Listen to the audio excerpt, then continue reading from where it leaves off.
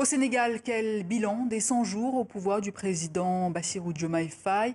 On en parle avec Ngagne Demba Touré. Bonsoir. Bonsoir, madame. Vous êtes coordinateur national de la jeunesse patriotique du Sénégal, du PASTEF. Vous êtes également directeur général de la Société des mines du Sénégal, la SOMISEN. Si vous deviez dresser un bilan des 100 jours du président Diomaye Faye, quel serait-il? Tout d'abord, je tiens à dire que l'heure n'est pas au bilan. Mais il faut Un savoir bilan que, d'étape, oui, peut-être. mais l'heure n'est pas au bilan. Puisque le mandat qui a été confié au président de la République, son Excellence M. Bassirou Diomaye Diakhar Faye, par le peuple sénégalais, est un mandat de 5 ans. Mais les premiers actes qui ont été posés depuis sa prestation de serment en tant que président de la République le 2 avril dernier sont des actes rassurants, notamment en matière de gouvernance. Aujourd'hui, la gouvernance du président de la République a été placée sous le sceau de l'inclusivité. Les assises de la justice ont été tenues avec l'implication de l'ensemble des forces vives de la nation. Toujours dans le domaine de la gouvernance, la transparence et la reddition des comptes ont été mises au cœur des politiques publiques. Tous les rapports des corps de contrôle sont publiés. Au-delà de l'aspect gouvernance, des mesures urgentes ont été prises pour atténuer la souffrance des Sénégalais, pour réduire drastiquement le prix des denrées de première nécessité, et cela concerne 6 produits, notamment le ciment, la farine boulangère, le pain, l'huile de palme, le sucre, ou encore même la baisse envisagée des frais de télécommunication. Mais est-ce que l'état de grâce n'est pas terminé quand on voit le bras de fer entre le Premier ministre Ousmane Sonko et l'Assemblée nationale?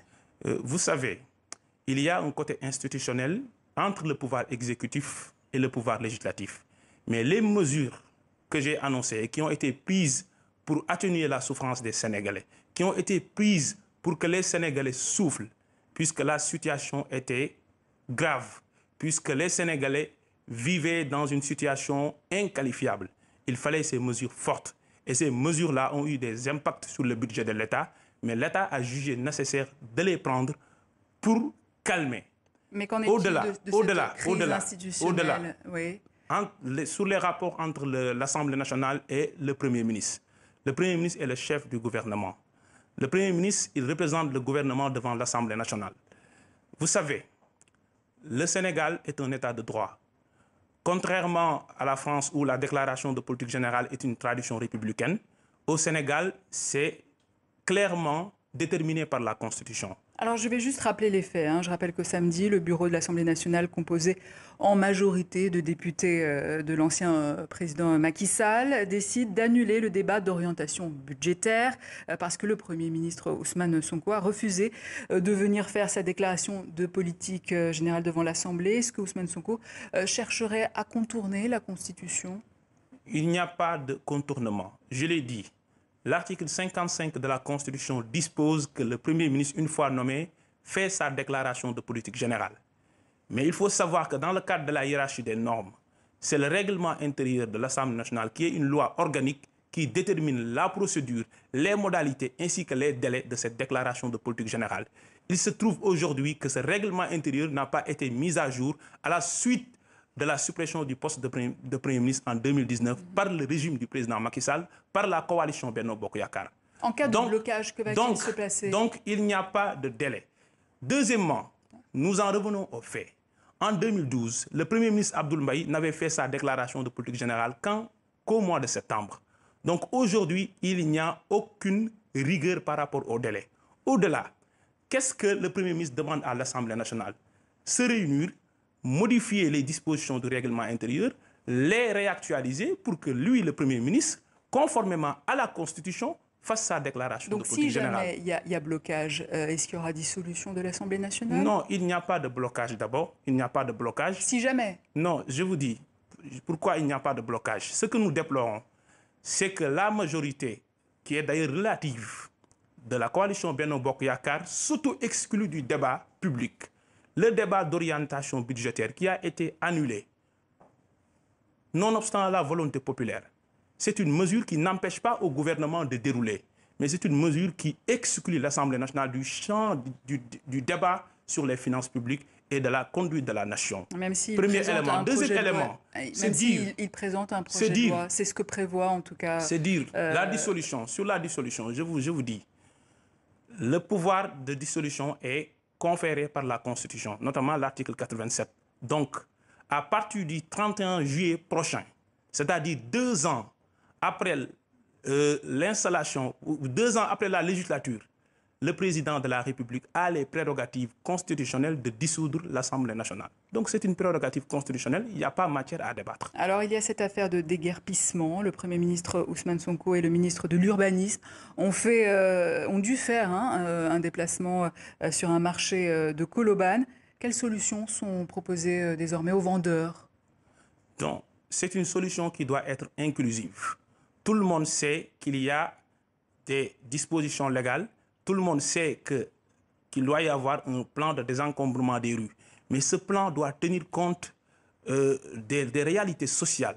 Et tenir compte des réalités sociales, c'est de faire en sorte que cela ne puisse pas déboucher à une catastrophe sociale, que cela ne puisse pas déboucher à des pertes, au sous-emploi, au chômage. Il faut tenir compte de la réalité socio-économique des Sénégalais, des marchands ambulants ou tabliers, qui sont des Sénégalais à part entière.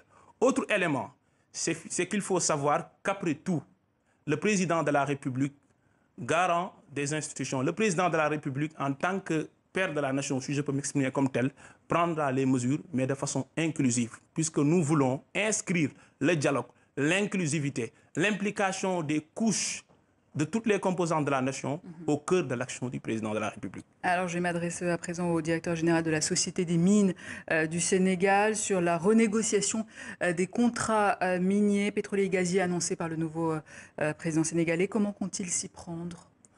Comment? Nous allons déterminer.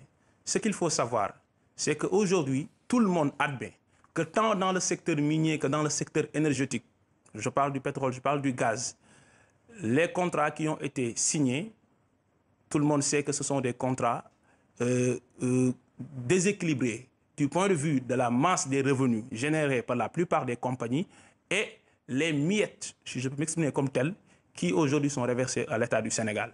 Premièrement. Deuxièmement, la plupart des montants dus à l'État du Sénégal en termes de redevances, en termes d'impôts, en termes de taxes, en termes de contribution au contenu local, au développement local, ne sont pas recouvrés par l'État du Sénégal ou ne sont pas payés par les compagnies minières. Aujourd'hui, il est temps que l'État du Sénégal dise à ces compagnies, oui, nous voulons un partenariat, nous voulons la continuité et la sécurisation des investissements, mais nous voulons que ces investissements puissent profiter au peuple sénégalais et notamment aux communautés locales. Dernier mot peut-être sur les législatives en France. Il nous reste quelques secondes. Le PASTEF avait invité Jean-Luc Mélenchon au Sénégal en mai dernier. Si le RN, parti souverainiste comme le PASTEF, venait au pouvoir... Non, il ne faut pas assimiler le Rassemblement national au parti PASTEF. PASTEF est un parti de patriotes. PASTEF n'a rien à voir avec le Rassemblement national. Ça, par contre, nous ne pouvons pas l'admettre. Souverainiste, ça veut dire quoi? Ça veut dire qu'il est souverain, tout simplement. Non, c'est un parti qui fait appel au patriotisme, au fait que nous voulons bâtir une économie endogène, ou une économie où la transformation structurelle de l'économie se fera par les Sénégalais, pour les Sénégalais, tout le temps tenant compte de l'ouverture qu'il faut faire. Vous voulez dire ça n'a rien à voir avec ce qui se passe ailleurs. Non, il n'y a pas il ne faut pas assimiler le parti PASTEF, qui est un parti qui est propre, un parti souverain. Quand je dis souverain, ça veut dire un parti libre, puisque PASTEF, dès ses débuts, PASTEF, dans ses statuts, a toujours refusé de s'arrimer à une idéologie politique quelconque dans le monde entier. En tout cas, vous l'avez revendiqué et le RN, ici en France, le revendique aussi, même si ça n'a rien à voir. Qu'est-ce que PASTEF revendique? Qu'est-ce que PASTEF revendique? En tout cas, la question, monsieur, c'est quelles seraient alors les relations entre le Sénégal et la France?